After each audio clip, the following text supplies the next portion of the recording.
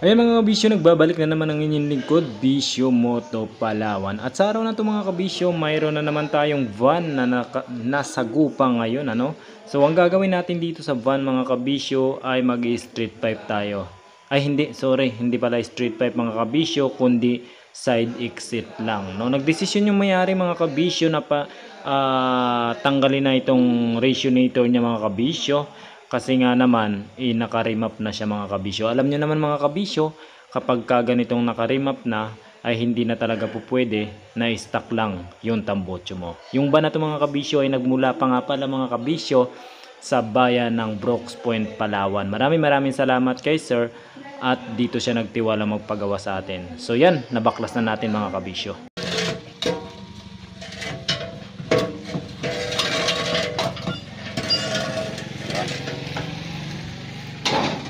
Kabisyo, ito na siya. Alright, puputulin natin.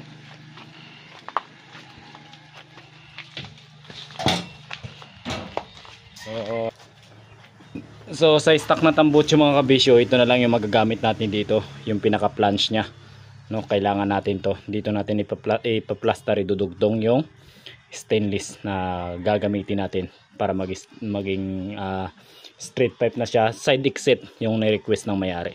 So yun, kakat ko muna mga kabisyo. Pag nakat natin yun, kuha ulit tayo ng video mga kabisyo. Alright,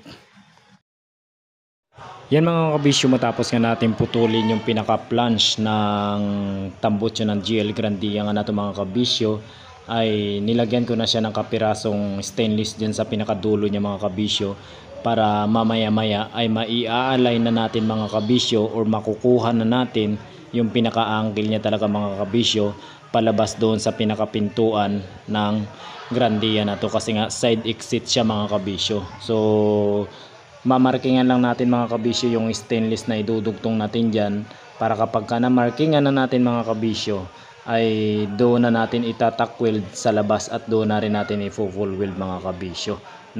Kailangan lang ay sa ngayon ay maasinta natin ng maayos yung ating elbow. Yan, nilagyan natin pansamantala ng 2 tornilyo mga kabisyo, para habang sinusukat natin ay makuha talaga natin yung pinaka best na angle niya palabas nga dyan sa kanyang pintuan mga kabisyo, kasi nga side exit siya. So yan, mamarkingan na natin mga kabisyo, at pagkatapos natin markingan yan mga kabisyo, ay itatak weld na nga natin. Pagkatapos full weld na natin mga kabisyo. At yan mga kabisyo, finally natapos na natin siyang markingan kabilaan. At yan, itatak weld na natin mga kabisyo, at syempre yung kasunod yan ay full weld na natin mga kabisyo, para mamaya maya ay makakapag sound check na tayo mga kabisyo. So medyo nahirapan lang ako konti dito sa pagtak weld natin mga kabisyo, kasi hindi ganoon ka perfect yung angle ng pag grinder natin kanina, kaya may kunting gap siya. Kapag ganito kasi mga kabisyo, may gap konti yung wieldingin yung bakal o yung stainless mga kabisyo, ay hindi didikit yan sa tawag dito sa TIG weld. Kailangan nyo pang gumamit ng filler. So ayan, naidikit ko na rin siya mga kabisyo. So i-full weld na natin.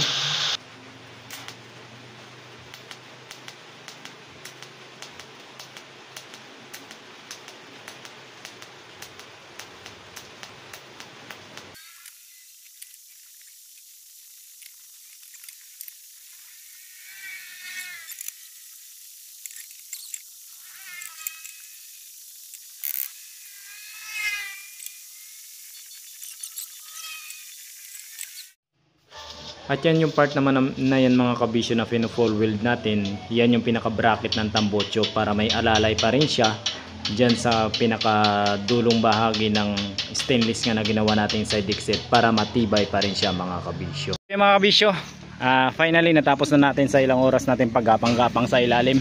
Medyo natagalan tayo mga kabisyo, gawa ng nabasa kanina yung pinagagapangan niya natin doon sa ilalim. So sound check natin mga kabisyo. Ayan, shoutout pala ka sa mayari. Maraming salamat, at sa tropa niya. Sir, thank you po. So yun, the moment of truth. Yeah, medyo inartehan natin dito mga kabisyo para may dating din. Yan o. Nilabel lang natin sa labas ng gulong para just in case na pumina siya, hindi pa rin sasabit. Kasi kapag ka in-overlap mo yan sa gulong, sasabit talaga yan sa mga alanganing ano, mga yun. Tunog remap talaga mga kabisyo.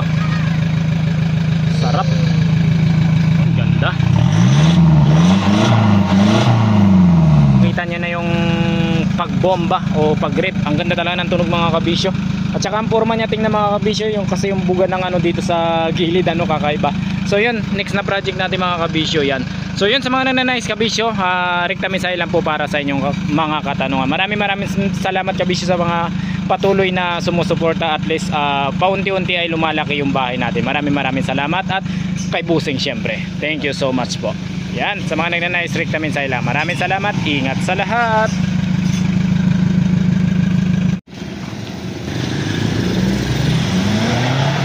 Yun no,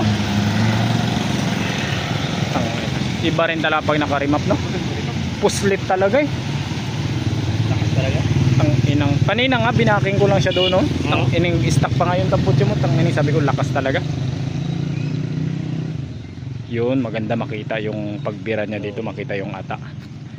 Sinyasa mo dire-diretso lang para makita yung ata niya dito. Yan na mga kabisyo. Wow, ata.